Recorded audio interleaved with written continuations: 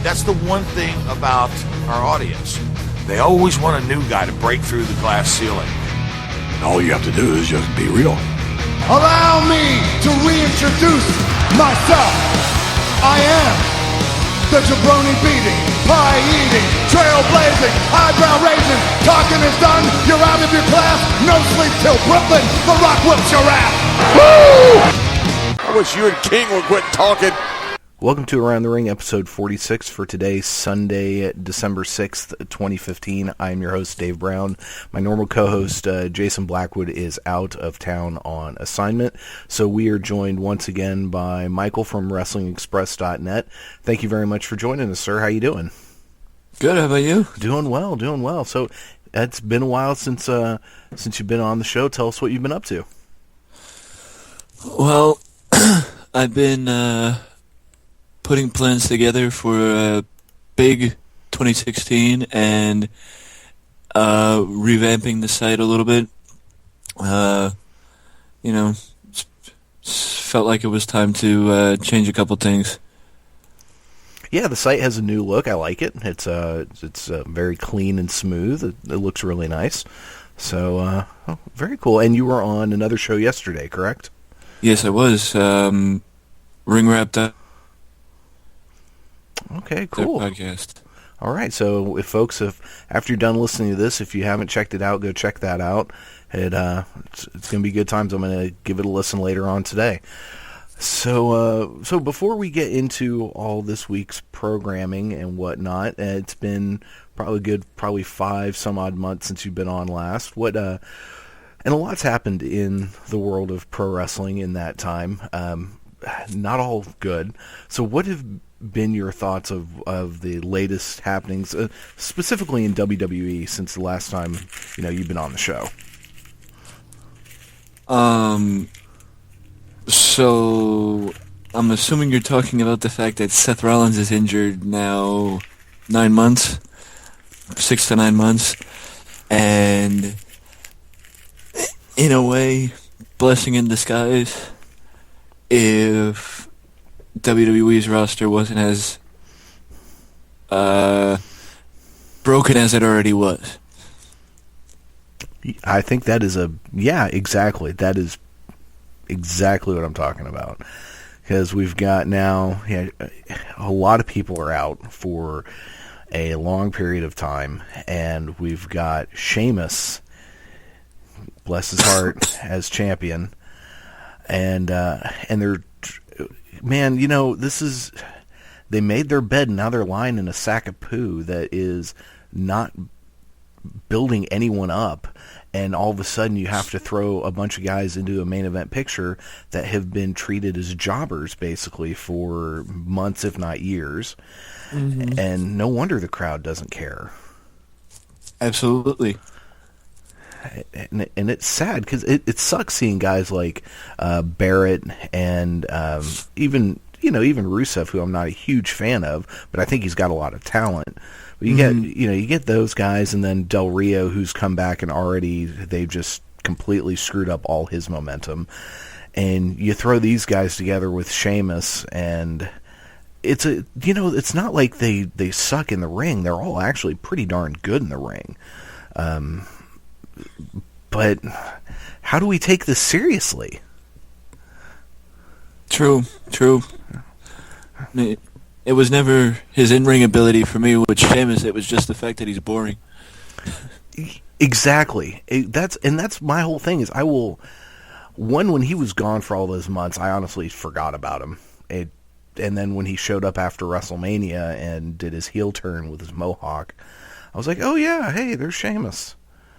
But yeah, he's just so boring. Even though I will admit I've kind of enjoyed him the last couple of weeks, but we'll talk more about that when we talk about Raw. But his kind of just, I'm going to laugh at you because I'm the champion and you guys all suck shtick that he's been doing, I've found that more entertaining than just about anything else he's done, which isn't, in and of itself, is not saying much. And that's kind of sad when you have to look at it and go, wow, well, that's the least sucky thing he's ever done. That's But what I mean, you think about it. What WWE was kind of in a bad position because it's like, okay, well, they could have put the belt on Roman Reigns, and that would have worked had they done a heel turn. But for whatever reason, Vince and company, specifically I suspect Vince and Kevin Dunn, just have no desire to turn this guy heel, even though it would be the best thing for his character. So you're going to put the belt on him to have half the crowd hate him and half the crowd love him? Or do you put it on him? I mean, I think in a way they did the best thing they could have with the situation, because they're trying to make Reigns more of a sympathetic character, and I think that we're seeing that play out in the reactions he's been getting since then. Is he's definitely getting more cheers, I think, than boos. Now, how much of that has been the fucked with audio, I don't know, because they're famous for that. But you know, I mean, what do you think? How do you think they should have been booked, or do you think they did what they best they could have? I think that, well, I mean, I'm a big believer in if you do it, if you want to rehash an old storyline, don't make it obvious. They made it obvious. Yeah, that is true. Yeah. I mean, it's only been 2 years since they did the same exact thing with Bryan, so, you know, maybe we'll get lucky and Reigns, what happened to Bryan will happen to Reigns. The real difference, though, is Reigns has the backing of Vince, but not as much the audience, where Daniel Bryan was beloved by the audience and not really as, you know, well liked by Vince. From not that, you know, from everything I've been able to see, it's not that Vince McMahon had anything against Daniel Bryan. He just never saw him as the guy. But, you know, he's obviously sees Roman Reigns as the guy and is doing everything that he can to try to make that happen. But I see poor Reigns, man. He really suffered from the breakup of the Shield and then just getting that super push. Because when the Shield was together and then he was in the Royal Rumble in, what was that, 2013, where he took out 12 people, and that seemed really organic because the Shield was still new, pretty new, and they were finally starting to turn babyface, and the crowd really got into it, and I think definitely people like him better when he's with someone else. When he gets much better reactions when he's with Ambrose than by himself.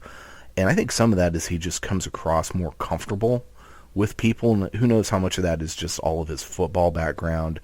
And in interviews I've heard him say things like about being a team player. And so I think he is more comfortable with people around him.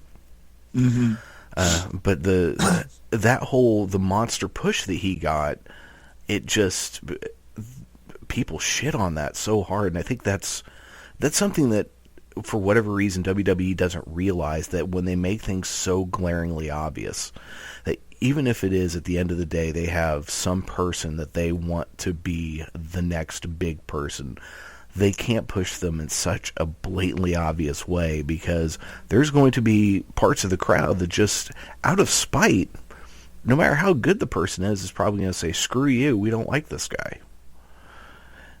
True. I mean, the only time that didn't work against WWE is when they pushed Rusev. Yes. Yeah. Yeah, you're right. But he kind of came off, I mean, he never got a whole ton of heat, other than the whole pushing the xenophobic thing, which is always iffy. Maybe I'm wrong. I mean, maybe I was misreading it.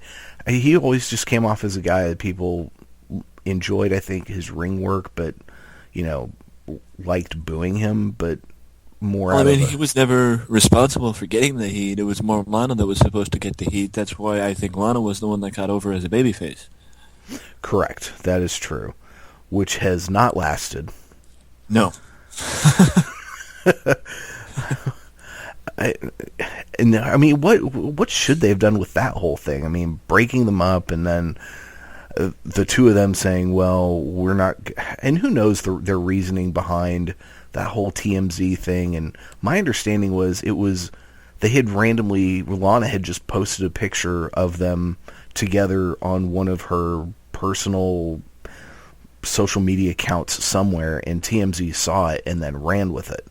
That's my understanding of how that all went down. Not that they went and ran to TMZ. I could be wrong. But I mean, what do you know about that? All I know is that WWE blames Lana for screwing up their storyline. But how can they play kayfabe when they haven't played kayfabe in like 40 years? Exactly. Yeah. Yeah, and there have been a lot of people that I've heard on various different shows argue the fact that, you know, Lana should not have posted that. She should try to be in kayfabe a little bit more. And I kind of go back and forth on that, because there's a part of me that thinks, well, whenever I see an actor and actress come out and say something about their personal lives, it has no effect on the way I see their characters in a movie. But then wrestling has always tried to be more realistic, and then on the flip side, these characters generally work best when it's as close as possible to the person's real personality. So it's this real fuzzy line. It's not... I don't know, does that even make sense? To somebody who doesn't know, no, but to me, yes. Okay. At least it makes sense to someone. But I guess what they're going to have to do is decide. I mean, maybe... And it's not just WWE. It's going to have to almost be a whole industry thing. It's going to decide, okay, is just kayfabe out the door, and what we do in the ring and on promos one thing, and we just have to let people know, hey, we're just like actors. Are we going to try to bring some kayfabe back? I mean, I don't even know if you can with shows like Breaking Ground and whatnot. And I don't know if I want, how much I want it to come back, because there's some of the backstage stuff that we have access to now is so cool. Absolutely. And I think in WWE, it could never come back, because they're the ones who broke it in the first place. But I also think that, if you go back to how heels used to act up until like 1995, that wouldn't fly now, because some parent of a kid who wanted a heel's autograph would call the company and complain to the company for the heel not signing the autograph and making their kid cry. Yeah, unless of course you're Sasha Banks, and then everyone just loves it. Yeah. That was the best thing. And then Izzy showing up the next week with a sign to Sasha saying, I would have just given you my headband or whatever. That was just... Oh, God. That's why Sasha Banks is the freaking best. Yep. And you talk about someone who has been just utterly misused. Oh, my God. That whole Divas division is utterly misused. That is true. Yeah. That is very true. And I don't even know... I can't decide who's, I think, getting shafted more, Sasha or Becky Lynch. I mean, the two of them are just being so misused. Yeah, I mean, especially the fact that their match on Main Event a couple weeks ago was better than the match they had on Raw. Better crowd reaction, better everything. And it's like you give them more time on the B show than you do the A show. You have 3 hours on the A show. How can't you give him more time? Yeah, no kidding. I didn't actually even see that match. I've gotten to the point lately, especially with now that the fall television season is going on, and I'm such a nerd, I follow way too many shows that something has to give somewhere. So it ends up, it's been wrestling lately, and So yeah, I didn't see that match. I heard about it. I heard that they had a match, and it's not surprising that it was a better match. And in fact, Main Event has been a show that often has longer, good matches on it. I just don't ever take the time to watch it. I probably should, but that's one of those shows. Those matches almost don't matter. They're like house show matches. Sure, they can be great, but they don't advance storyline. Hell, half the time what happens on SmackDown doesn't even matter. True. That's why SmackDown is, well, SmackDown, but... Yeah, and, well, hey, speaking of, let's go ahead and get into this last week's Raw. So it was from Pittsburgh, Pennsylvania, and for some, I guess we found out later, some of the confetti dropped early, but there was some confetti flying around. New Day opened the show, and I love the New Day, but I thought they were a bit overused on this episode. And they're in a danger of, if they keep using them too much, people are going to start getting sick of it. So they need to dial back the New Day, one segment an episode, maybe one segment, one match, that's fine. But don't have them come out 3, 4, 5 times. Look, that didn't do Seth Rollins any favors. So it's not going to do them any favors either. Sheamus came out in a suit with a slicked back mohawk, which I did think looked better than the sticking up mohawk. What do you think of this segment? It was... Honestly, every time I hear Sheamus talk, I want to switch the channel. Oh, yes. That I don't blame you. Does he need a mouthpiece or something? I mean, because he really is good in the ring. Back when he was the U.S. champion, about a year ago, and he had those series of matches with Cesaro. Now, granted, it's with Cesaro, but those matches were amazing. Mm-hmm. I agree, totally. And, I mean, I'm a big believer in basically the Paul Heyman philosophy of hide the negatives, exploit the positives. I mean, if the League of Nations is a thing, Zeb Coulter should be the mouthpiece for the group. You know, I like that idea. That would finally give him something to do other than, sounding crazy. That would work. Because his current role with Del Rio is, well, as bad as, Del Rio on the mic by himself. Del Rio is such a weird phenomenon because Del Rio on Lucha Underground was fantastic. He even on the mic he was good. Everything, he was so good in Lucha Underground. And even what little I saw him, his appearances in Ring of Honor were really good. I didn't really see anything of him on AAA, but I don't watch a whole lot of AAA. And then he turns around and he shows up in WWE, and it's just all that goodness goes away. I don't know, is he just one of those guys that's much better suited to be other places? Well, I think the biggest thing probably is he doesn't have writers writing for him in other places. Yeah. When he came back, Zeb Coulter should have done all the talking, and he should have kept his mouth shut. Either that, or just talked in Spanish. That would have been good, too. Yeah. Yeah, that would have been good. And the whole Mex America thing should never have happened. That was really dumb. Well, I only like Mex America if they keep using Jack Swagger.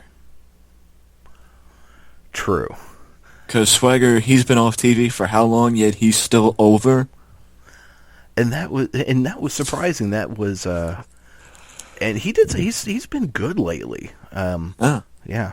But before we get too far ahead of ourselves, this segment did end with Roman Reigns showing up out of the middle of nowhere and hitting a really good Superman punch, even though the camera angling with the way they did it was so obvious. My whole thought on this segment was the best thing about it was that it ended before it got too unbearable. Yeah. I agree.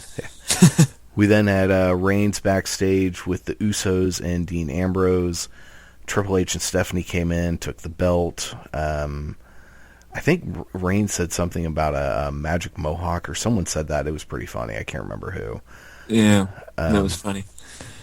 And then they set up the main event, which was the Sheamus versus Reigns match for the title, but it had to be 5 minutes and 15 seconds. Interesting stipulation, and which they added to throughout the night. Yeah. It was definitely made a Sheamus match more interesting. Yes. And what was sad, especially watching these post-Survivor Series Raws, and when you compare them to the 3 or 4 building up to Survivor Series, those, I think 4 going into Survivor Series Raws were all really good. And they had a purpose behind the show. They focused on the title. They had matches that felt important. And then it's just been this pile of poo afterwards, and that's just been frustrating just as a fan. Well, I mean, a point I'm going to make later, eventually, I don't remember when I was going to make the point, but this is the first pay-per-view since whatever the pay-per-view was in July. I think it was Money in the Bank, that The Undertaker's not a part of the build. Oh, yeah.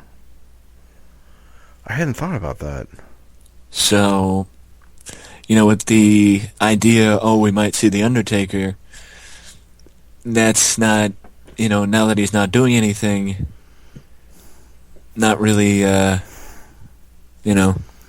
And what are they going to do with The Undertaker? I mean, on a quick side note, since you mentioned this, and that I hadn't even thought about that, but what do you think the plans are going to be for The Undertaker going into WrestleMania? What I've heard, the early rumors have him facing Cena at Mania. Gross. Oh, okay, fine. I mean, if that keeps Cena out of squashing somebody else, then okay. Yeah. So with that though, I mean, I'm guessing this is probably going to be Taker's last match. So does he go out on his back, or does he go out taking out John Cena? Well, as numerous other, podcasters, dirt sheet writers have said, Cena's bulletproof. He can take a loss to The Undertaker and come back and be fine. Taker, if this is his last match, he doesn't deserve to lose to John Cena. That is true. I'm just wondering, is that a marquee enough match to help fill a 100,000 seat stadium? And poor Deb, of all of the years to book one of the biggest stadiums in the country, this coming year was not the year to do it. They should be in a 20,000 seat arena that they could sell out easily, not something that's going to be so hard for them to fill. I mean, they'll get 70, 80,000 people in there, I'm sure, but they're not getting 100,000 people unless something major turns around. If Brock Lesnar is fighting Stone Cold, then, which of course isn't going to happen, that could fill the arena. Yeah. But Undertaker and John Cena, I think Sting and Undertaker, even though that match would probably blow, would definitely put people in seats that wouldn't otherwise come. Yeah. Or even starting to build to Sting versus The Undertaker and having it be at SummerSlam. That would be good too, yes. I like that, yeah. Because if Vince doesn't want to do it at Mania, you can always do it at SummerSlam. That's true. And it would be, or you could actually, even more, you could build it to Survivor Series, since they both debuted at a Survivor Series, and have that be that's it, this is our retirement match.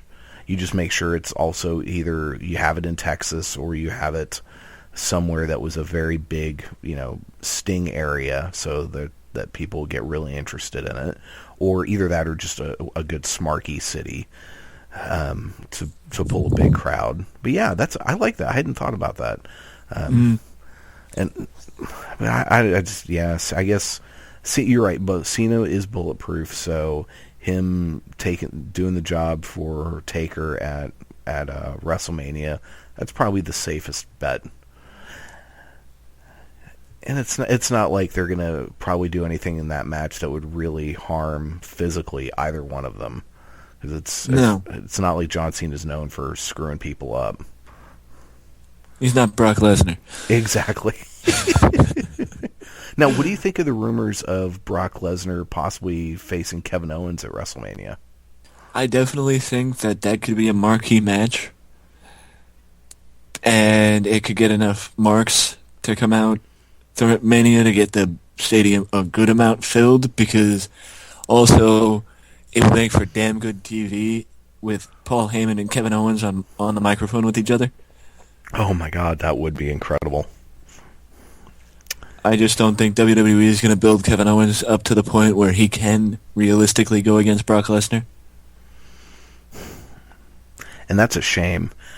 Yeah. They're all you can kind of tell they are so begrudgingly getting behind him, and it's all because he sells so much merch. Because any show you see just tons of KO shirts out there when you just scan over a crowd. And if he looked like Roman Reigns, oh my God, he would already been pushed to the moon.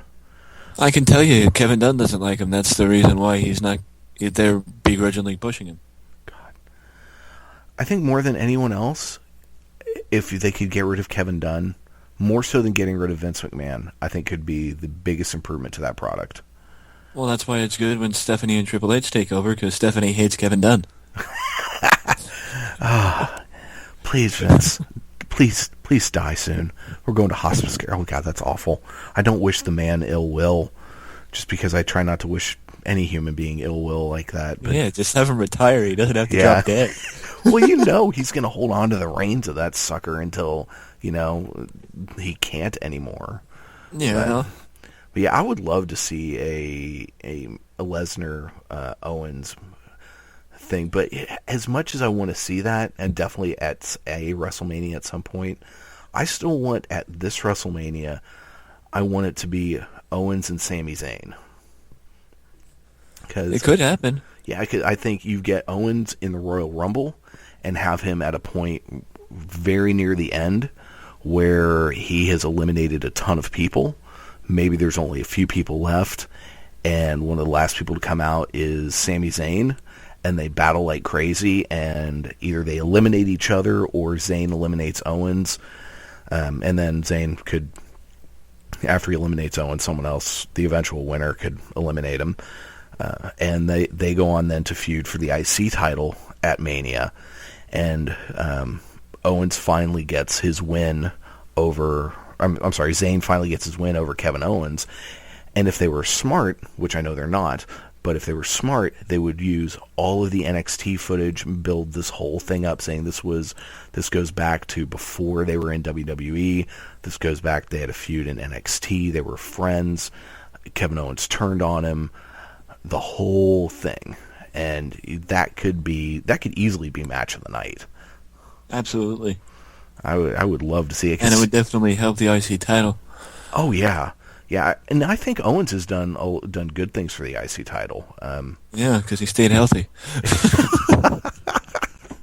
Well, even Ryback was healthy, but poor Ryback, man. The guy can't win for losing. He seems like such a nice dude. And he's actually really good on the mic. He's good on commentary and stuff. And he's just such a lumbering oaf in the ring. That his IC title run was sad. Yeah. Yeah. But speaking of former IC champions, the next match was Tyler Breeze against Dolph Ziggler. Bless some folks there in Pittsburgh. They were trying to get some Tyler's gorgeous chants going, but it never really caught on. Ziggler got the win with a just absolute picture-perfect super kick. I thought this was a great match, probably the best match of the night. Yeah. Absolutely. But I'm still not sure that the whole even Steven tit for tat booking that they do with these guys, I don't know if that's doing Breeze any favors. It'll do him favors if he wins. Yeah. And then they use him in something else after the feud with Ziggler. That is true. He definitely, once this feud is all said and done, he needs to win. Because Ziggler losing this feud won't hurt Ziggler in the long run. People are going to love Ziggler because every time he steps in the ring, you're going to be in for a good match. Mm-hmm. So, yeah, I agree with you wholeheartedly. He needs to be the one to come out with the win. And it's always a bad idea, I think, setting people up as having these unbeatable streaks, because so often it just becomes about the streak and not about the person wrestling. So you need to let them get a few wins in, or even get an early loss, so you're used to seeing them lose, but you always get a good match out of it. Yeah. Yeah. We then had Miz TV with Rusev. The only thing good about this is how Rusev, I thought, when he shut Miz up, I thought that was great. This was just horrible. Yeah, I thought the only thing good about it was when it ended. Yeah, I agree. And Ryback's, when he came out and he said, "I think we've all seen enough of this garbage." I thought that was just great. We then had Rusev and Ryback in a match. Ryback won via count out. Basically after Rusev left because Lana got hurt, air quotes. Yeah, it was just not fun at all. There was Triple H backstage with Dean Ambrose. He tells Ambrose that if Reigns doesn't win the match, he will not get his IC title shot at TLC, which I'm looking forward to, that Ambrose Kevin Owens match. But I'm torn. As much as I want to see Ambrose win, because I think he would be another good person to hold the IC title and help elevate it, I'm still, I really want Owens to hold on to that belt until Sami Zayn can take it from him. I think he should. Yeah. So, and not winning the IC title really won't hurt Ambrose. Yeah. Unless just Kevin Owens gets an absolute squash victory over him, which we know is not going to happen. The Dudley Boys came out for an in-ring promo. They brought a whole bunch of tables. They called out the Wyatt family. Wyatts came out. Eventually, the Dudleys called out Tommy Dreamer. I thought I thought for sure it was going to be Spike Dudley when they said it's going to be, let's bring in some family. And then we had a 6-man tag of Eric Rowan, Luke Harper, and Braun Strowman against the Dudleys and Tommy Dreamer. And the match devolved quickly into a just big-ass brawl, double DQ. I thought this segment should have been a lot better. I was honestly kind of bored. I think that the surprise factor from Tommy helped the segment, but if Tommy's not coming back, what was the point of the double disqualification? Exactly.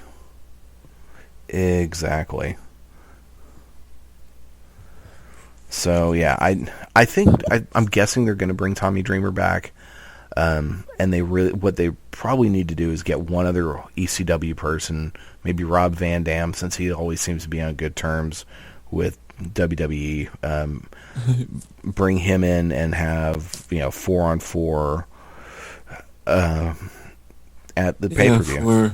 For TLC. Yeah, and hell, make it a TLC match.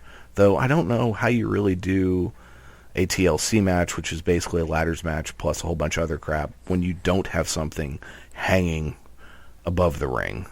But maybe you just do it as a tables match or a no DQ anything goes match. Put a clipboard up there and make it a number one contender match. Oh, hey, that's a good idea. Tag team titles. Yeah, there you go. But the Wyatts have to win. Whatever it is, the Wyatts have to win. Yeah.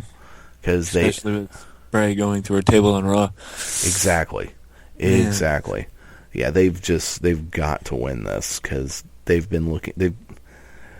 I wonder if Kevin Dunn hates Bray Wyatt with the way that they've booked these guys.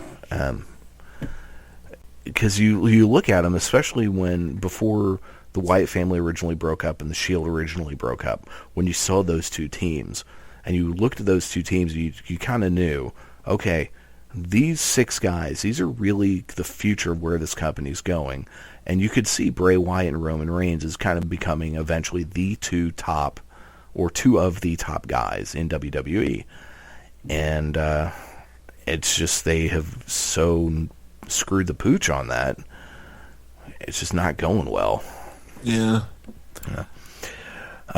So yeah, we'll see. I'm guessing we're gonna have a tables match with all of those. We then had the Gold Dust returning to Crickets versus Alberto Del Rio. I think the only thing you can say about this is the crowd gave no fucks at all. Yeah. And that's why I think Del Rio should leave and go back to Mexico. I'm wondering if Del Rio's starting to rethink this whole thing.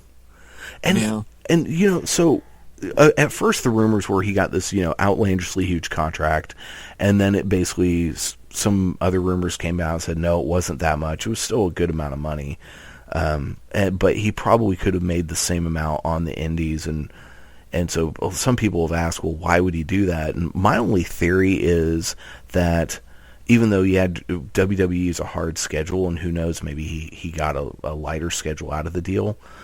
But even if you can make the same amount of money working in, say, AAA, Lucha Underground, and various other independents, or working at WWE, as far as background work, working for WWE has got to be a lot easier. You've got one steady paycheck. You know where it's coming from.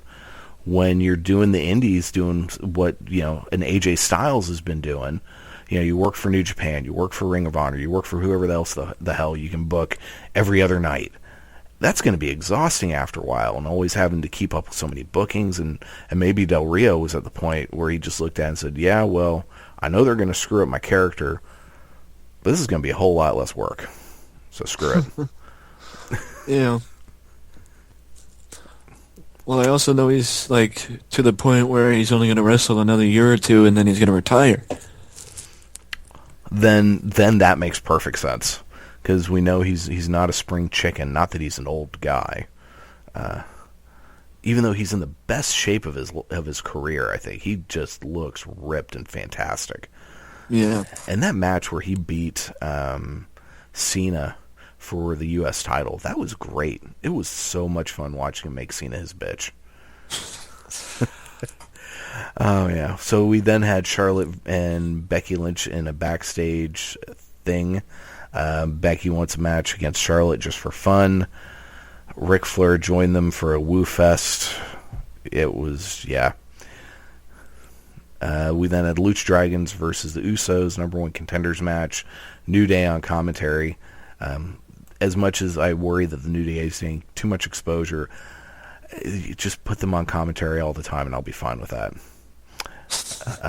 I loved Big E at one point. He said to Michael Cole, let's do something you don't do, Michael, and get back to the action. I thought that was hilarious. Sin Cara hit some good botches. New Day caused a double DQ, and that was that. I mean, that was pretty much that. Poor Kalisto. He is so talented and can fly around. And at first, he and Sin Cara were such a good match, especially in NXT. But the more I see them, it seems like such an uneven pairing, because Sin Cara is really hit and miss. Yeah. And maybe it's just that name. Maybe there's something about that name and that mask and how they can see out of that damn mask and breathe. I don't know. But maybe that's what induces all the botches, because I know the previous Sin Cara was a botch master. Yeah, so, it was a lot worse. And that's saying a lot there. So the Lucha Dragons and the Usos were then backstage with Stephanie McMahon. Stephanie sets up a triple threat for TLC if Roman Reigns wins his match, at least for the Usos. And there's been a lot of talk about this, that doesn't make a lot of sense since the New Day are kind of in cahoots with the Authority to some extent. Why would she, side with the baby faces in this? And I don't know if they're trying to move the Authority to more being tweeners. Yeah. Or they're tweeners unless you're Roman Reigns, and then they're heels. I don't know. If anything, I would rather have the Authority figures be tweeners than straight up heels. I agree. Because at least that way they're like, look, we're going to stick it to all you guys. We think all you suck. And at least that's fair. True. Yeah. True. I agree. Totally. Yeah. All right, so then... go ahead. Overall, I think that entire thing was well done, and giving the Usos,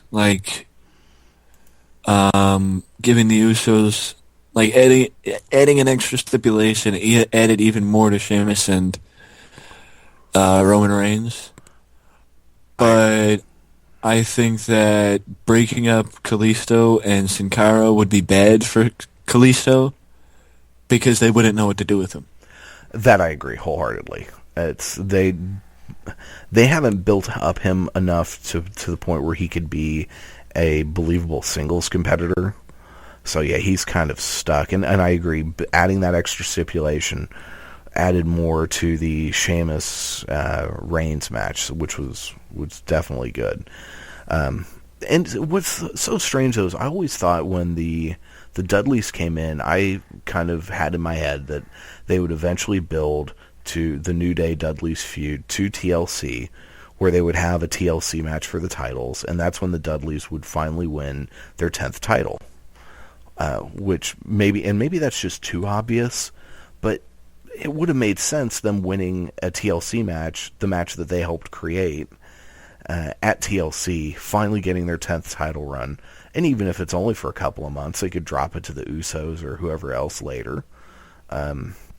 Hold it off till Mania. Yeah. Another selling point for the show. That's true. But by that point, though, are people even going to care about the Dudleys? Because if they use them, then yeah. If not, then no. Which WWE, it could be that they could finish the feud with the Wyatts and then be off TV till Mania. Yep, that is very true. Next up, we had Brie Bella versus Sasha Banks. So at the beginning, as everyone's doing their coming out, they have the little interview thing they did from earlier, and that whole Unity thing, singing Unity. When I first saw it, I was like, man, that is stupid. But the more I think about it, I don't know. I have to go back and rewatch it. What did you think of that whole thing? I couldn't wait for it to end.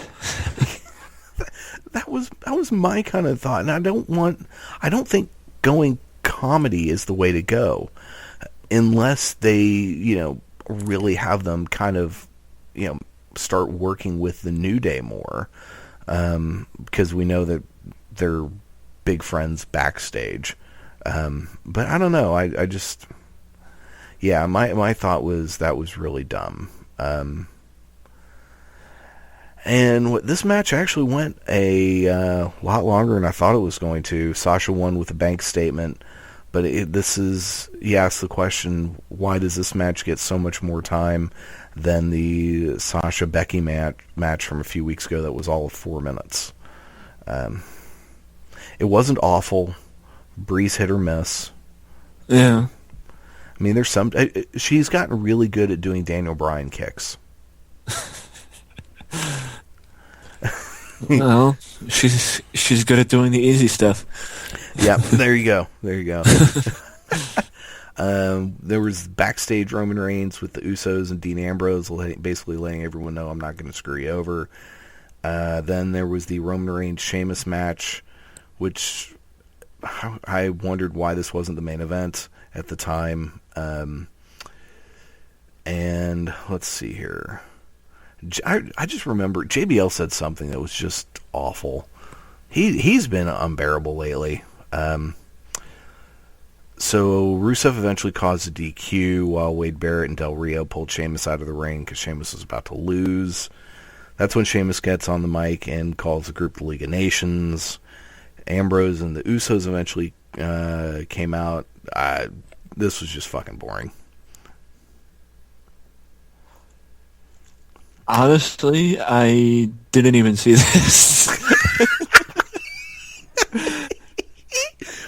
Well, you didn't miss much. Yeah, I heard about it, but I didn't see it. It was pretty fucking awful. It did no one any favors. And apparently, the original plan was for Kevin Owens to be in the League of Nations, but he and his son were both uber sick and were sent home. So that it makes you wonder, man, what they have. Do they have food poisoning? Because you have to be. Granted, they're WWE with their doctors and everything are being a lot more cautious than they would have been even 5-10 years ago. Certainly more cautious than they were pre-Benoit. But you have to be sicker than a dog, barfing or pooping or something, to be told, we need you to leave. Yeah. Or maybe he just heard the plans for the night, and that's why he left. I would not be surprised. I wouldn't blame him either. Oh, God, no, I wouldn't either. He needs to stay as far away from that shit as possible. But then there's stories saying that he's going to be added to it, and that's the whole thing. Del Rio was shoehorned in there at the last minute, which made it seem weird. I liked that they had kept Sheamus, Rusev, and Barrett together, since Barrett and Sheamus were doing a tag team thing, and before Rusev had got hurt, the three of them were kind of hanging out together. So I was glad that, at least continuity-wise, that they were keeping those guys together. I don't know about adding Del Rio to the mix. We'll see. It's good for Barrett because he actually gets to do something. Exactly. And you talk about a guy who's just another guy who's gotten wasted. We then had Charlotte with the Nature Boy against Becky Lynch. Paige is out on commentary. I love Paige. She at one point said, Ric Flair's like a bad rash. He doesn't go away. I thought that was pretty funny. And then she also said, I'm sorry, I'm not listening to you, Byron. Which, I think one of the things I actually do enjoy with commentary, and it's both on Raw and on NXT, is Byron Saxton. And I just love the way everyone gangs up on him and shits on him, and he just plays it off. He's almost like Scooter from the Muppets. Or Tony Schiavone from WCW. Exactly. I love Tony Schiavone's probably my favorite commentator of all time. Soft spot in my heart for Schiavone. So then Charlotte goes all Ric Flair, fakes that her leg is hurt, gets a distraction roll-up for the win. Becky looks pissed. After the match, she approaches Charlotte backstage saying, hey, what the hell? Charlotte says, this is tough love. And she's really kind of getting back into that heel character that she was in NXT. And to me, watching that backstage segment, I thought she came off as a lot more comfortable and natural than she has in anything she's done on the main roster. Yeah, because she's just like her daddy, more designed to be a heel. Yeah, and they just need to just screw it. Yeah, okay, 75% of the Divas division at this point are heels, but Charlotte could actually be a good heel. And for her to get over, she needs to be that, nasty player. She just needs to be the female Ric Flair, which is what she is, which is what got her over in NXT. And hell, she never really turned face in NXT. It just got to the point she was getting cheered because people thought she was so good in the ring. True. And that's what they need to do with her on the main roster. We then got to watch Adam Rose's career take another nosedive with this Rosebush segment. Did you see this? I'm kind of happy I didn't. Okay, it was. We just won't talk about it. It was awful. Stardust did a backstage promo, basically being the Grinch. He called for the Ascension to rise up, and instead Titus O'Neil was there. I have to admit, these couple of segments, there was one I think last week where Titus showed up during Stardust thing backstage. These kind of crack me up because Titus O'Neil is a funny dude. And just the juxtaposition of Stardust all being and then Titus coming in with his big smiley bald head and hey, and his doing his Titusness, and just I enjoy that. Yeah, me too. Yeah. We then had the main event, which was Roman Reigns, Dean Ambrose, and the Usos versus Sheamus, Alberto Del Rio, King Barrett, and Rusev. The New Day, though, came out and said, hey, guess what? We're joining this as well. So it ends up being a 7-on-3, though why Ryback and Jack Swagger didn't come out, I don't know.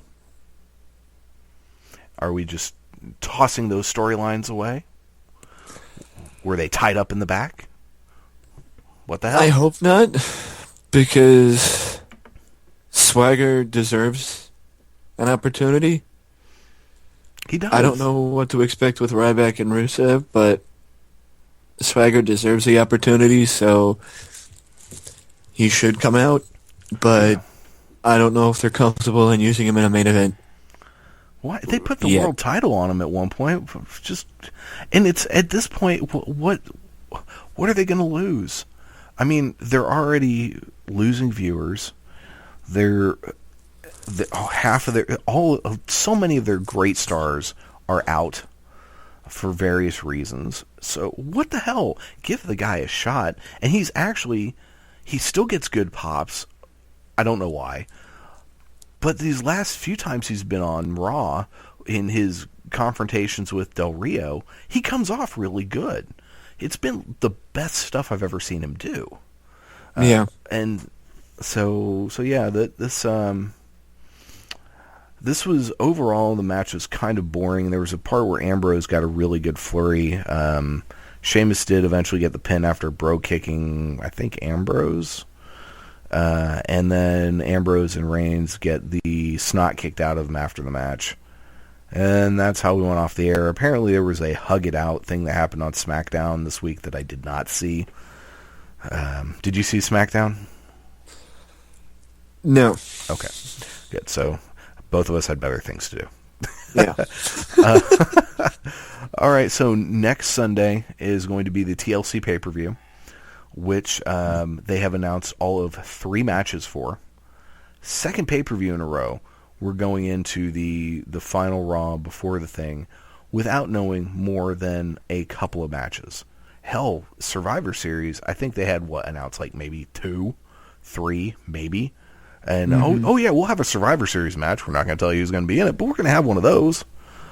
But as it is, let's do some predictions here. So we've got the New Day versus Lucha Dragons versus the Usos in a ladders match for the Tag Team Championship. Who do you think is going to take this one? Got a funny feeling the Usos will, but I would like to see Luchas. I think the safe bet is probably the Usos, because I think the New Day losing the titles at this point won't hurt them. Because they're so over, and they don't really need the belts to be as entertaining as they are, because they were great when they lost them last time. Plus, it gives them something to go chase. But yeah, I think Lucha Dragons would be fun to see them win. And they are, especially when they're firing on all cylinders, they are really good. Mm-hmm. So yeah, and that would be the surprise, because no one would expect that. We then have Kevin Owens versus Dean Ambrose Intercontinental title match. As of right now, no stipulations on this. This is just a straight up match. What are you thinking?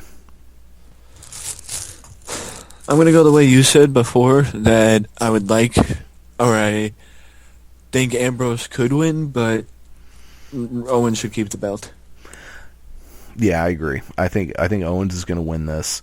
I mean, you could put it on Ambrose, but if the whole long-term plan is for us to get to WrestleMania to have Owens and Sami Zayn go against each other, I mean, you could have Ambrose win and then Owens regain it at Royal Rumble and then go into the Rumble, but that might seem like too much. So yeah, I think the safe bet is that Owens retains. And then the main event, Sheamus versus Roman Reigns in a TLC match. I think Sheamus wins.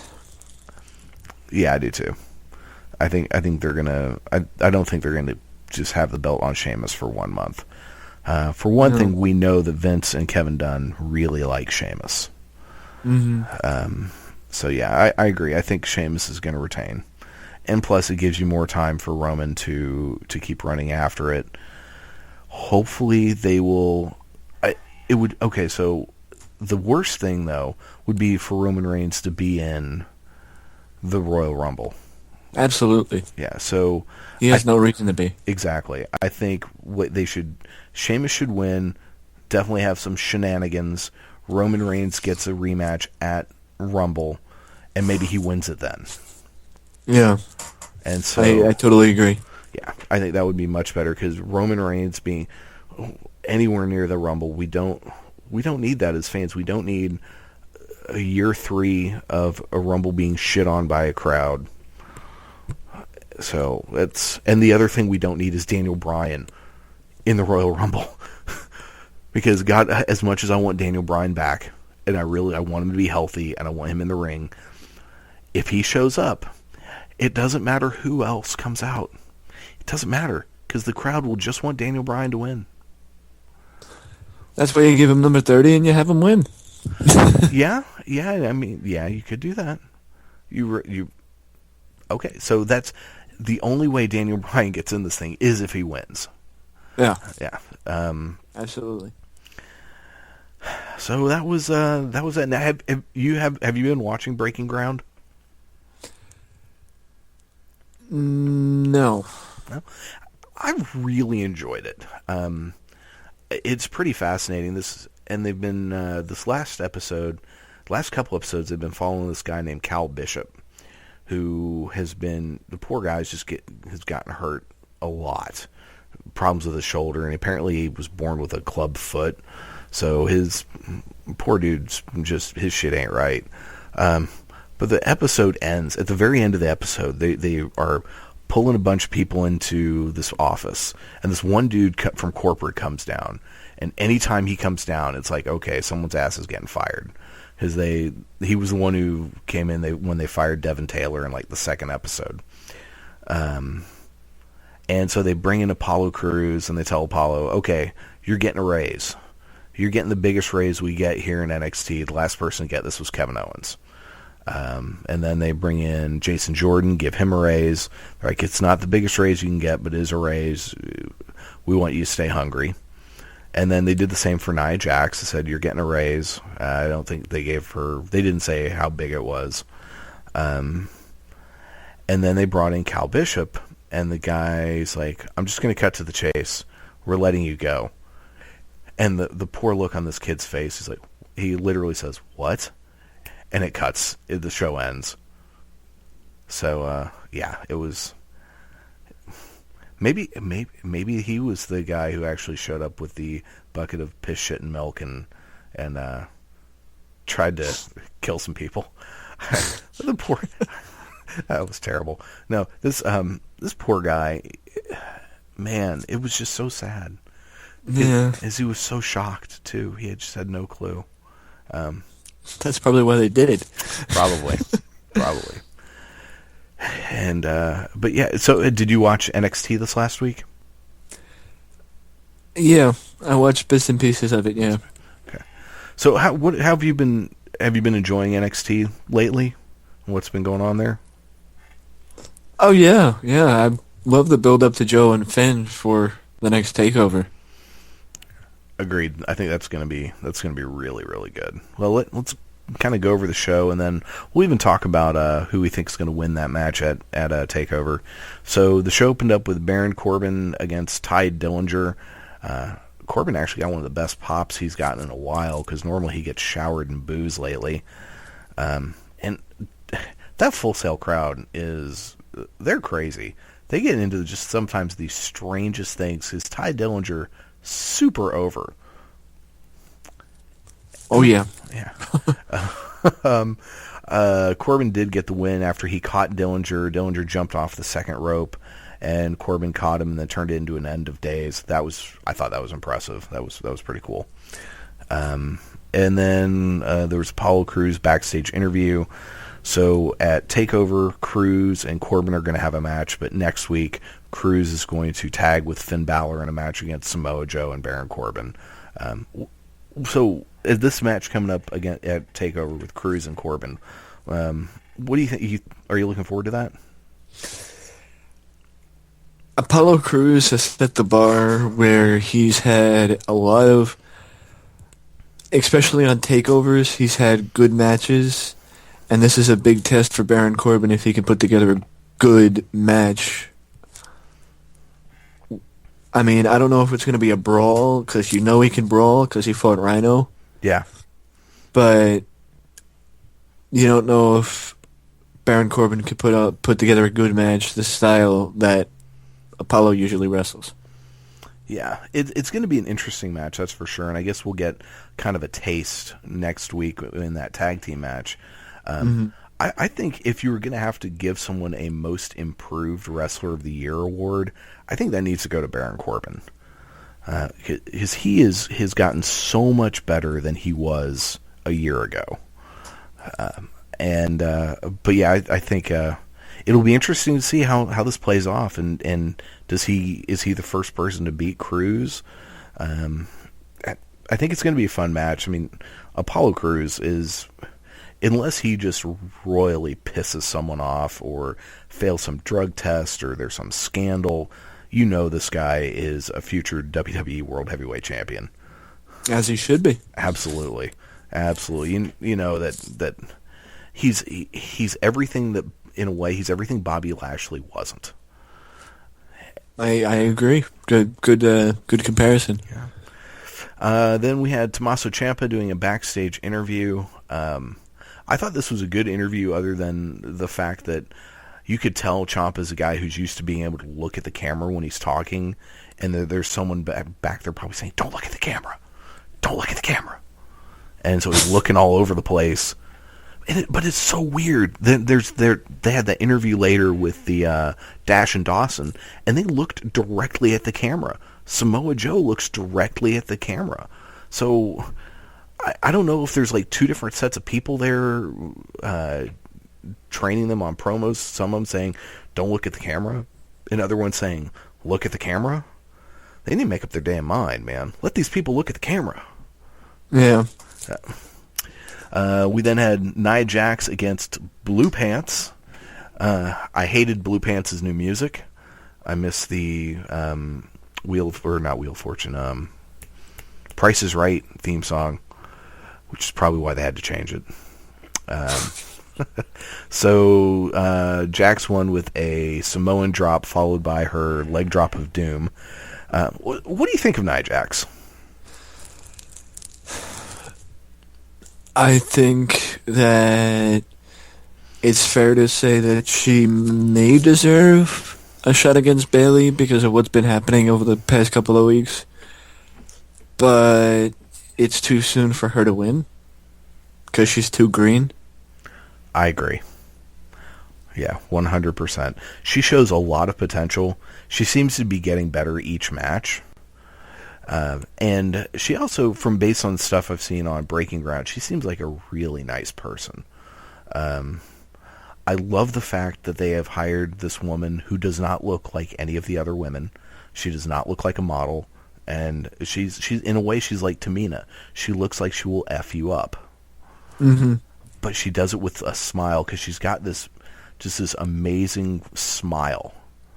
And these sparkling eyes that just are pretty. She's pretty captivating. So that's a nice dichotomy. And generally speaking, I hate finishing maneuvers like a leg drop. I always thought Hogan's leg drop was one of the weakest things ever. But after watching her look like she damn near decapitated Blue Pants, I think I'm okay with that leg drop. Once she is less green, I think a splash would be better. Yeah. But until she is less green, I think a leg drop is far safer for everyone involved. Absolutely. But yeah, and I agree with you. I think it's too early for her to win. Trying to see how that match with her and Bayley plays out, I don't really know. I'm sure Eva Marie's going to get involved. There will be some shenanigans. I think Bayley has to somehow sneak it out. I don't see her doing a belly-to-belly suplex to Nia Jax. Maybe she does. I don't know. But yeah, so it'll be interesting. We then had the Dash and Dawson interview I mentioned. I thought this was really good. I love we have no respect for the catchphrase kings. And I can't remember. I don't know. I get their names mixed up, who is Dash and who is Dawson. But I thought this was really good, really effective. I loved at the end how they looked at the cameras. Every time I see these guys, I like them more and more. You and me both. Yeah. We then had Adam Rose, again, just poor guy, against James Storm.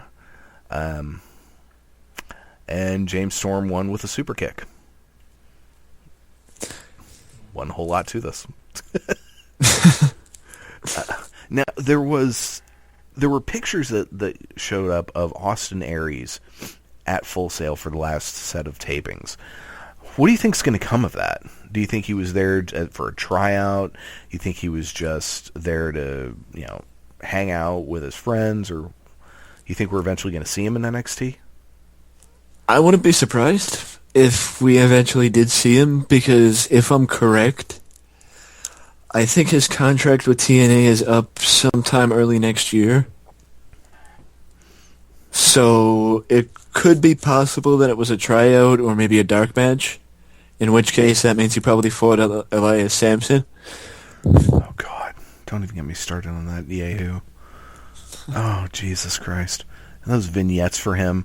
Hey, let's have this vignette for a guy. We're not going to tell you who he is. Nothing? Really? Yeah, I would love to see Aries in NXT. I think he would be a good fit. Yeah. And what do you think of... So there have been some other rumors. In fact, you have a headline on your site that NXT is interested in members of the Kingdom. So there's talk of the Kingdom being interested, WWE being interested in them. Jay Lethal, a lot of talk about that going around, bringing him into NXT. What are your thoughts on those possibilities? To add another name into the hat, I've heard that they're interested in Shinsuke Nakamura. I saw that headline too. That would... But Nakamura is also 36 years old and can't really, spend that much time developing. What does he need to develop? A WWE style. Oh, I got your WWE style right here. Didn't take James Storm very long. He showed up in basically one day. He's like, I got this shit down. Now, granted, there is a world of difference between TNA and New Japan Pro Wrestling. Mm-hmm. World of difference. But Nakamura has been wrestling in Ring of Honor. He's a harder sell. I don't know, man. For some reason, and I don't know if it's cultural, I don't know if it's the xenophobia in Vince McMahon and in Kevin Dunn, but WWE has never had a very good track record with Asian wrestlers. No. And I'm hoping that Kenta will be the first one to kind of break that pattern. Yep. But... And Nakamura is certainly good enough that he will wow people, and that crowd would go bonkers if he showed up. Even if it was just a one-off, like Liger. That would be perfect. Especially if they can come up with doing a takeover in Japan, and you bring in a couple of New Japan guys, bring in Nakamura. The place would go just ballistic. Absolutely. That would be a lot of fun. What about the Kingdom? Now, what had you heard about that? I've known WWE has had Adam Cole on their radar for like 3 years. But because of his ROH contract, it has not been able to be completed. But and the same with Mike Bennett. He's been on their radar for at least a year or two. Actually, I think all three of them have been on their radar for a while, because now that I think about it, I remember rumors of Matt Taven, too. I always thought Mike Bennett would be perfect for WWE, because I always thought he was the embodiment of a WWE heel. Yeah, I can see that. I'm just not sure with Matt Taven if, Taven would only work if he stays with Bennett. Cole can be by himself, but I don't know if Cole would leave. Yeah, Cole is very loyal to Ring of Honor. Mm-hmm. So they're going to have to definitely offer him a better deal than they offered the Briscoes, which the Briscoes obviously turned down.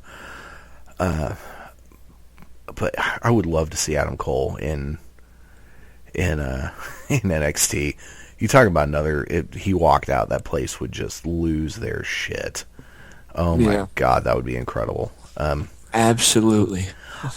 I would, there's a part of me that thinks I would love to see them be brought in as a unit, even bring in Maria. Just bring them in as the Kingdom. Yeah. And just have them run roughshod over NXT for a while. That would be fantastic. It would be something different. It really would. It really would. And, Bennett and Taven are two guys that I have not, for the longest time, I wasn't that impressed with.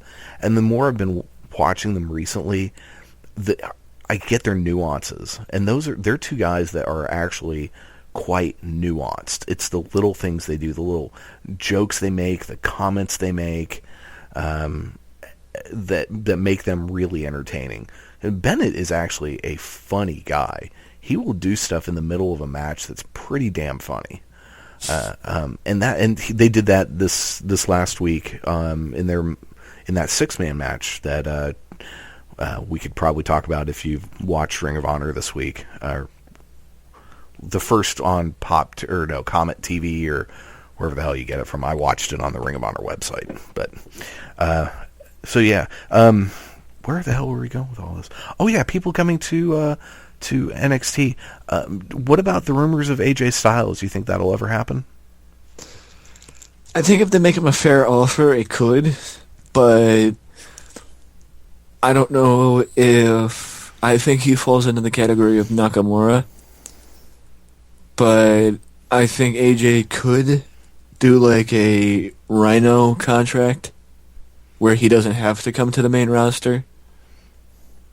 And he could just work with NXT and stay on the indies. I think that would be a good one for him, yeah. And I think some of these guys, they're going to sign strictly with the idea of, we're just signing you to NXT. Which, in a lot of cases, that's not a bad gig. They're going to, especially if they offer them some good money for it, you got to figure, you've got access to the Performance Center. You don't have to worry, like I mentioned earlier, where am I going to get my next gig? Always having to worry about that. And, with a guy like AJ, who it recently came out, he's hurt his back has been bothering him, and he chalks it up to basically just being too busy in this last year at this point in his career, and he's starting to wind down or not do quite as much. An NXT gig for him would be perfect. Be closer to home.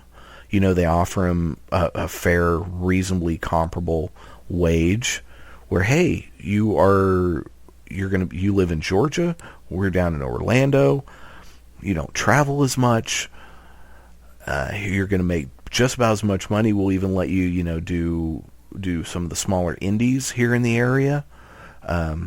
that would just be perfect. And yeah, he's the kind of guy who, as much as I would love to see him on the main roster, they wouldn't know what to do with him on the main roster. Absolutely. So, and I'm to the point where I'm like, okay, NXT needs to have basically two functions.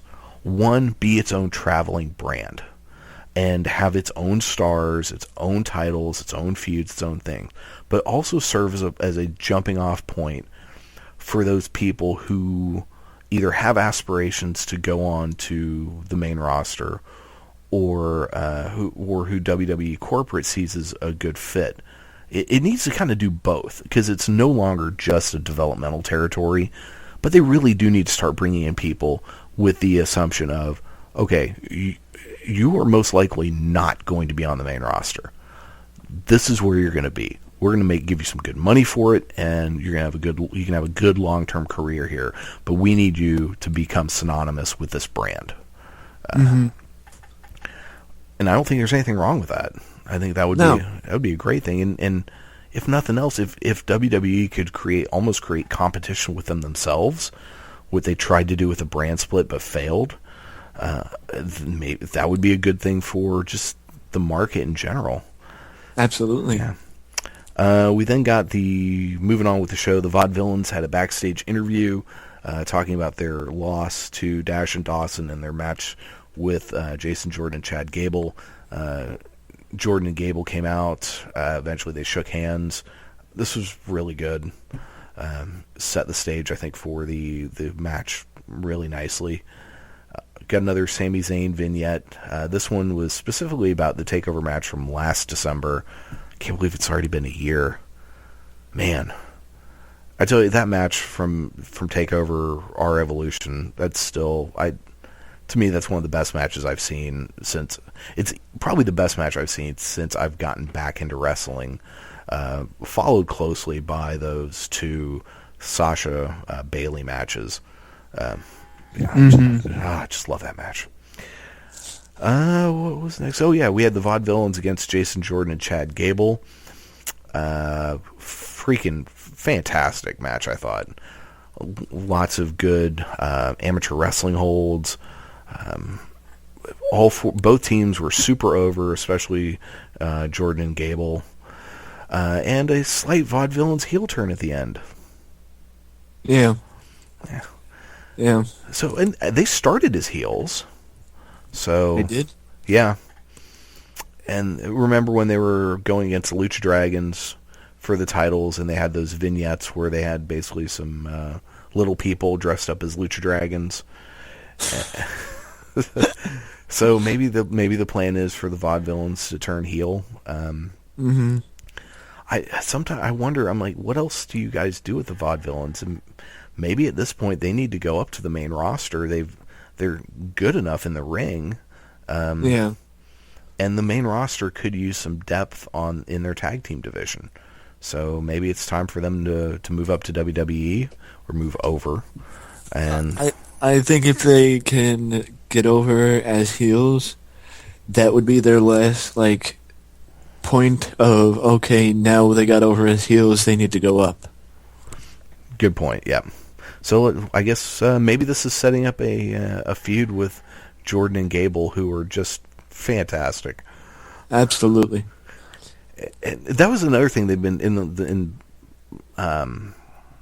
Breaking Ground. There've been a lot of Jordan and Gable following those two guys around, and it's been interesting to watch just kind of the transformation of Jason Jordan, because when I first started watching NXT, he was tagging with Ty Dillinger, and other than the fact these were two obviously good-looking dudes, it just never clicked. But him with Gable, man, it just clicks so perfect. And I do foresee them hitting the main roster at some point, and hopefully taking the place over. Yeah. Well, they're still young, so they got time. Yeah, that is true. That is very true. They both have plenty. Yeah. We then had Emma and Dana Brooke doing a backstage interview. I got to say, Dana Brooke is getting really good on the mic.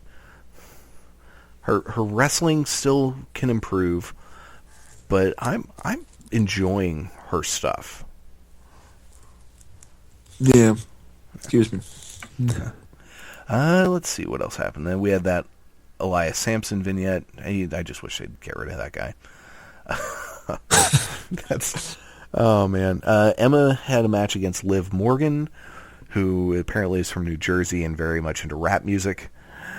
Emma won with Emma Lock, but I thought this was one of those matches where the ending was never in question, but Morgan got in a good amount of offense, so she didn't look like a complete jobber. Because I think her, Billie Kay, Peyton Royce, there's one or two other of the women that are kind of the next group, the next wave of NXT women wrestlers. They're grooming them to kind of take the spot that that Charlotte and Becky and Sasha had and Bayley has from now. So they're giving them these matches where they're not winning, but they don't look bad in the process. They're getting a lot of good offense. And that's the way. I mean, that's how they built Sasha. That's how they built Bayley. That's how they built Becky. That's how they built all of those girls. And now look how fantastic they all are. Then we had, Bayley doing a backstage interview, was interrupted by Nia Jax, and I loved this part where she just shoved the interviewer out of the way, got right in Bayley's face, just looked at her, menacing, and broke a nice big smile, walked off, and then the guy comes back like, oh, holy crap, can I come back? And says basically, well, I think you've just been challenged, to Bayley, which of course how you got that from no words being said, but anyway. Bayley says she accepts any challenge, whatever, and then Nia Jax shows up and throws her through a wall. Literally. I thought this was really good. Yeah. Yeah. We then had the main event, Tommaso Ciampa versus Samoa Joe. I really like Ciampa's music. Just got to say that. Joe's music sucks, but we've known that for a while. Joe won, but I thought this was a really, really good match. Me too. Yeah. I like Ciampa. And it's funny, I'd never imagined him being a guy that would end up in WWE. I mean, he fits perfectly in NXT. And maybe he's going to be one of those guys that's just NXT. But my first exposure to him was kind of his last days in Ring of Honor when he was playing crazy Tommaso. I'm about to snap and kill everyone. And he kept beating up refs. And so I was never really impressed with him there, and maybe it's just because I caught the tail end of it. But I've loved what I've seen out of him in NXT. Yeah, he showed a lot more than what we've seen. He showed in that brawl with Joe that what we haven't seen from him and his team with Gargano. Yes, but I do think they're a good team. Oh, yeah. They're a great team. Yeah. And I'm guessing he's still wrestling in Evolve, because I know Gargano is still in Evolve. Yeah, Gargano's still in Evolve. And so the whole situation with Evolve and WWN and WWE, do they have an official partnership, or is it just an unofficial partnership? Do you know much about that? I think it's more of an unofficial partnership because I know WWE was trying to buy WWN, or maybe not buy WWN as much as it was buy the companies associated with WWN. Oh, okay. But I don't think anything came of it. I just think that Hunter made a friendship, maybe? Yeah, he talks very highly of Gabe Sapolsky. Yeah. And that's a good thing, man. I think that having healthy relationships with some of the other independents, I think that's a great idea. I think that's an awesome idea, yeah. Because the whole thing, Sami Zayn showing up at a couple of Evolve shows, I don't know if you saw any of those, the videos of that. That was fantastic, and it certainly makes me want to watch Evolve stuff. I just can't ever seem to find much of it, or the few things I do find, I just haven't gotten around to watching. Yeah, it definitely makes me curious, and I think that's a good place to bring in. You get guys like Tommaso Ciampa, have him working in both, or Gargano, who is just hella over. The Johnny Wrestling chants that he gets and whatnot. So, and maybe even at some point you'll see more of the NXT guys showing up at Evolve events. That would be good for the NXT guys, especially the guys that haven't debuted on TV yet. Exactly.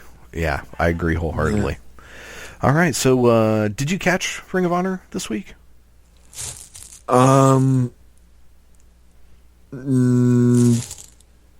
but I do know that a lot of what they did, I did hear a lot of what they did was good build for Final Battle.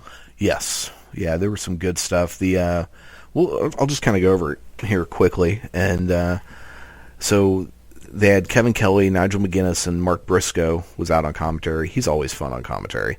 Yeah. Adam Page and with BJ Whitmer and Colby Corino had a match with Will Ferrara that Ferrara shockingly won. Poor Will Ferrara. Every time he comes out, I'm like, okay, this guy's going to put up a good fight and lose. Every single match I see him, I never expect him to win. Granted, he won after using the crutch, the crutch I think it is, that B.J. Whitmer threw in the ring to Adam Page. But so Adam Page and B.J. Whitmer have been, at least as of right now, banned from Final Battle, so they will not be there. Page, though, his match against Jay Briscoe a few weeks back was phenomenal. And that kid's got a lot of potential, I think. Oh, yeah. Mm-hmm. Yeah. BJ, I think I've determined BJ Whitmer's role because he is so hated. I think he quite possibly is the most hated person in Ring of Honor. Yep. Is you get people, because you think about, like, Roderick Strong was in the Decade for a while, and it was kind of during a lull in his career when he joined the Decade. And so maybe BJ Whitmer's whole role is you get people to work with him, he helps build them up, and then eventually they leave to go on to bigger and better things. And if that's the case, then great. And then we should expect Adam Page to end up being a huge star for Ring of Honor at some point. He's certainly better than BJ Whitmer. God damn it, man. Whether it's just that BJ's an unlikable person or whatever, but he's got that heat, man. Everyone wants to see him get his ass whipped. Yeah, he definitely does have the heat. Yeah. And speaking of, The Addiction did a ringside interview. Christopher Daniels just came off as such a chauvinistic pig. He's so good as a heel. They're apparently heading to New Japan. I guess they're going to do a tour of New Japan for a while. So that, I think the whole point of that interview was to say, we're not going to be on Ring of Honor television for a while because we're going to Japan. It's so interesting seeing the difference, like watching New Japan shows and seeing how a lot of these teams and people just play off differently. Like you've got Roppongi Vice, who to me, and when they're on Ring of Honor, come off as complete jamokes. I mean, just absolute jobbers, jokes. And you watch them in New Japan, and I'm like, holy crap, these guys are really good. There have been a few matches that I've seen on New Japan that I've been really impressed with. And then you get like the Bullet Club, loathed heels in New Japan. They show up on Ring of Honor, and they're the most over things out there. Yeah. One team I would love to see more in Ring of Honor, but I'm sure it won't happen because of contracts, is Matt Sydal has been teaming with Ricochet in New Japan. And, oh my God, that team is amazing. And I'm sure because of his Lucha Underground contract, we're not going to see that on Ring of Honor TV. Which is a shame. But yeah, I can imagine. that's some good shit right there. And, speaking of Lucha Underground, did you ever get a chance to watch Lucha Underground Season 1 or any of it? No. I actually totally forgot about Lucha Underground. Man, if you have time at some point, at least watch a few episodes with the second try. season. Yeah, and definitely check out the second season when it comes on, because, man, completely different than anything ever wrestling wise, but so much fun. Okay, so what else happened in this? There was vignettes of the Adam Cole, Kyle O'Reilly stuff. Some I guess Cheeseburger and Brutal Bob are in this really big feud. They were going to cut off Cheeseburger's hand. I don't even know. I don't even want to know. I like Cheeseburger because he's funny. But apparently those two are going to have a pre-final battle match that's going to be on YouTube right before the pay-per-view. So it's kind of like the WWE pre-show. Ring of Honor's getting into that action. Which I think is a great idea. Absolutely, I agree. Yeah, we've got to build some more excitement for their pay-per-views. Let's see, what else was there? There were highlights of the Roderick Strong Jay Lethal title match, which Jay Lethal then came out for a promo. He was with Truth Martini and Taylor Hendricks were with him. This was a phenomenal promo. If you get a chance, you should check it out. He was, saying how he looked up to AJ Styles in every locker room they've ever shared. He'd always go to him for advice, but he's now the man. AJ Styles has never been a Ring of Honor champion. He's never been Ring of Honor television champion. He's never been a unified champion or an undisputed champion, just going on and on. He calls out AJ. AJ came out. They had a great back and forth, just perfectly set up their match at Final Battle. Who do you think's going to win that? I think it's a bit tough to put the title on AJ because of his stuff that he's not there all the time. And it would be a little strange, especially in Ring of Honor, to put the title on somebody who isn't going to be there all the time. Yeah. Because his, and tell me if I'm wrong, but isn't his primary contract with New Japan, and he wrestles in Ring of Honor as part of their swap thing? I actually heard he doesn't have a contract. Interesting. Well, he just gets signed, to appear. Okay. Because I know his New Japan contract is coming up soon. Mm-hmm. I'd read stories about that, so I just figured he would show up in Ring of Honor as part of their talent swap, but Ring of Honor does just bring in people on show-by-show basis.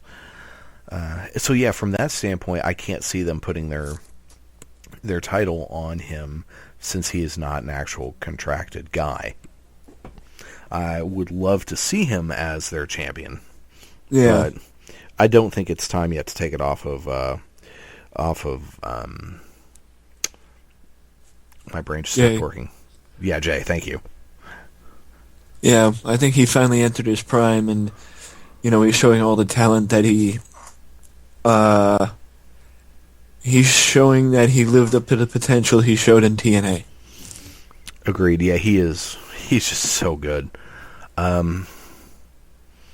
So then we had story time with Adam Cole, which I love this segment, but it was also building up he's gonna have a match with Kyle O'Reilly at Final Battle. So with all this talk of WWE interested in Red Dragon, do you think this is the Adam Cole beats Kyle O'Reilly, Red Dragon goes away and shows up at NXT?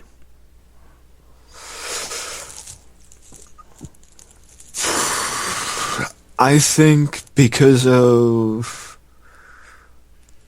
I want to say, maybe the lack of loyalty from Red Dragon, or lack of attachment to Ring of Honor, or maybe just not getting the contract that they want from Ring of Honor, it would be more likely that they could end up in NXT than the Kingdom or Jay Lethal. I agree. Either way, the NXT fans are going to win out with any of those people showing up in NXT. Absolutely. But Final Battle would be a good place to just end it, have Adam Cole, who I think is going to win the match, just beat Kyle O'Reilly one last time, and then that's it. Red Dragon shows up in a month or two at NXT and raises hell. They would be a hell of a team to have in that tag team division. Agreed. Yeah.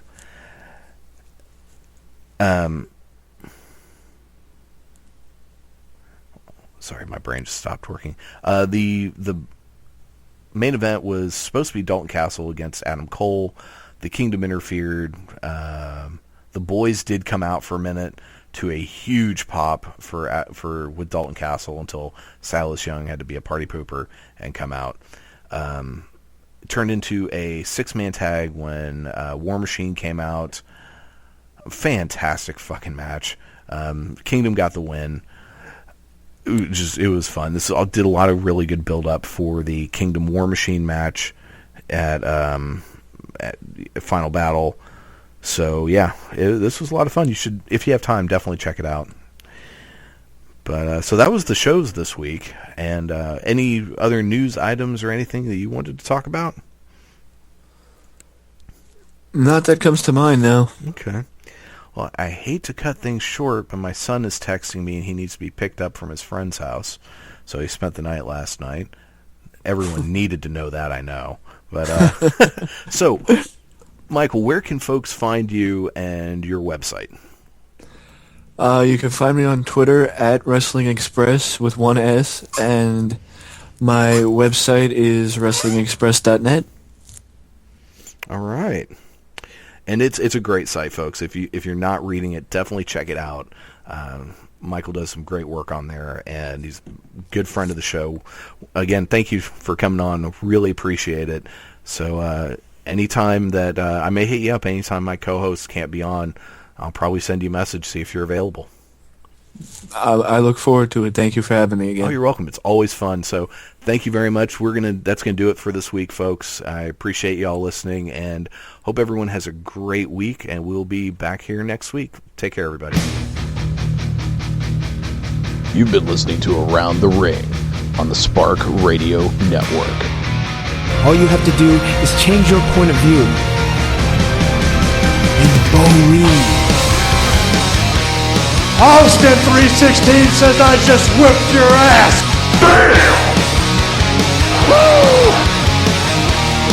This sucks more than anything that I've ever sucked before. What? It's for charity.